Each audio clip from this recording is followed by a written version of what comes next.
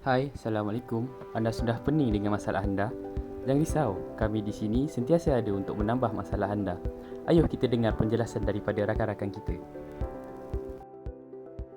Setiap perkara mestilah dilakukan dengan tertib. So, pemodelan matematik ni pun ada urutan ataupun prosesnya. Yang pertama, mengenal pasti masalah dan mendefinisikan masalah. Yang kedua, membuat andaian dan mengenal pasti pemboleh ubah. Yang ketiga, mengaplikasikan matematik untuk menyelesaikan masalah. Yang keempat, menentusahkan dan mentafsir penyelesaian dalam konteks masalah berkenaan. Yang kelima, memurnikan model matematik. Yang terakhir, melaporkan dapatan. Masih tak dapat bayangkan maksud step-step tersebut? Jom kita dengar penjelasan daripada ahli yang lain. Ya. Cuba korang bayangkan lah kan, masa tu tengah hari lah, korang nak masak. Lepas tu tengok-tengok beras dah habis. Lepas tu korang kena decide lah kan, nak beli beras dekat mana, harganya macam mana kan. So bila korang scroll internet, korang tengok ada satu kedai ni. Saya namakan kedai tu kedai A lah. Dia jual sekampit beras dengan harga dia sekian-sekian lah kan. Tapi ada lagi satu kedai, iaitu kedai B, yang jual sekampit beras dengan harga yang jauh lebih murah berbanding kedai A. Dan kedai tersebut lagi jauh daripada kedai A. So persoalannya sekarang ni, korang rasa berbaloi ke nak pergi jauh-jauh semata-mata nak beli 2 kampit beras 10 kg yang lagi murah tu? Korang rasa macam mana? So antara masalah yang akan timbul bila kita nak selesaikan masalah tersebut ialah berapakah harga sekampit beras tu dan berapa pula kos petrol yang kita nak kena tentukan. Lepas tu kita kena tahulah kedudukan spesifik 2 buah pasar tu dari rumah kita. Lepas tu kita kena cari dekat internet harga petrol semasa dan harga sekampit beras 10 kg dekat dua-dua buah pasar raya itu. Okey, kita gerak ke step seterusnya, iaitu membuat andaian. So, apa tu membuat andaian? So, membuat andaian ni macam kita menyatakan satu benda yang logik ataupun satu benda yang mungkin berdasarkan kenyataan ataupun masalah kita tu, tapi kita tapi tak dinyatakan pun dalam kenyataan ataupun masalah kita tu. Macam kita berimajinasi lah. Okey, kalau tak faham nanti kita tengok contoh. Okey. Jadi apa fungsi dia? So, fungsi dia adalah kita nak kurangkan maklumat daripada masalah ataupun kenyataan kita tu untuk kita bawa ke mengenal pasti pemboleh ubah. Iaitu mengenal pasti pemboleh ubah ni adalah langkah seterusnya lah. Okay. Dan kita ambil sisi penting je. Fokus pada sisi penting je. Okay.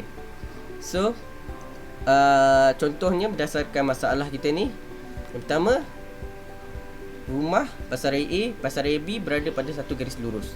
Yang kedua, memandu kereta semasa ke pasar raya. Dan yang ketiga, membeli bilangan kampit dan cap beras yang sama di pasar raya A dan pasar raya B. So, berdasarkan tiga-tiga kenyataan ni, tak ada satu pun yang sama dengan yang ada dalam kenyataan. So, itu je lah. Okay, kalau tak faham, saya cikgu. Okay, kita gerak ke step seterusnya. Pemboleh ubah tu kita boleh pecahkan kepada 3, iaitu pemboleh ubah manipulasi, pemboleh ubah dimalarkan, pemboleh ubah bersandar. Pemboleh ubah manipulasi merupakan suatu maklumat yang boleh berubah-ubah nilainya. Pemboleh ubah dimalarkan pula adalah suatu maklumat yang tetap berdasarkan penyataan yang diberi. Pemboleh ubah bersandar pula merupakan output ataupun hasil daripada dapatan kita. Bagaimana untuk mengenal pasti pemboleh ubah? Katakan S jarak di antara pasar raya A dengan pasar raya B. P1 harga sekampit beras 10 kg di pasar raya A, manakala P2 harga sekampit beras 10 kg di pasar raya B.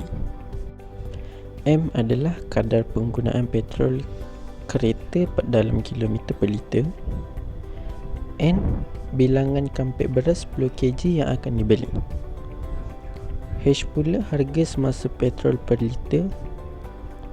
S beza harga yang dibayar bagi membeli beras 10 kg di pasar raya A dan pasar raya B. Akhir sekali, T beza kos petrol yang dibayar bagi perjalanan ke pasar raya A dan pasar raya B. Seterusnya, mari kita lihat cara untuk mengaplikasikan matematik untuk menyelesaikan masalah tersebut. Setelah saya kaji, teliti serta selidik di internet, harga sekampit beras dengan berat 10 kg di Pasaraya A adalah sebanyak RM25.95, manakala di pasar B pula bernilai RM23.99. Dan katakanlah saya nak beli 2 kampit beras tersebut.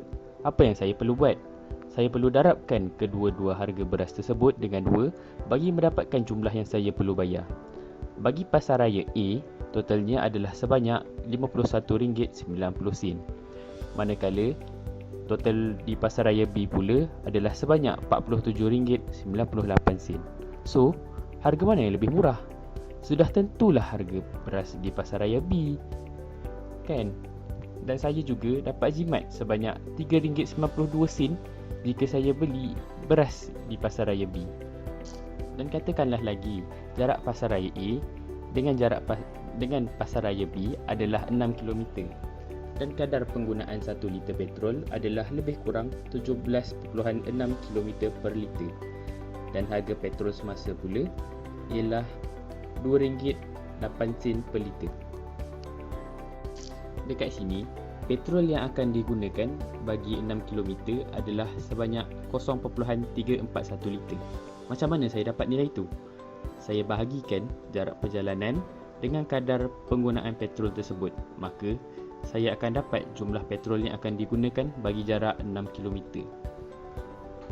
Manakala, cara untuk dapatkan kos jalan dua hala pula ialah dengan darabkan jumlah petrol yang akan digunakan dengan RM2.08 per liter dan kalikan dengan 2. Kenapa kali dengan 2? Sebab kos jalan dua hala lah. So, kita akan dapat kos petrol yang kita akan gunakan iaitu RM1.42. Jadi, akan berlakulah satu fenomena penjimatan sebanyak RM2.50 apabila saya membeli 2 kampit beras di Pasaraya B. So, macam mana? Dah faham ke belum? Kalau belum, boleh tanya cikgu. InsyaAllah cikgu boleh jawab. Sekian.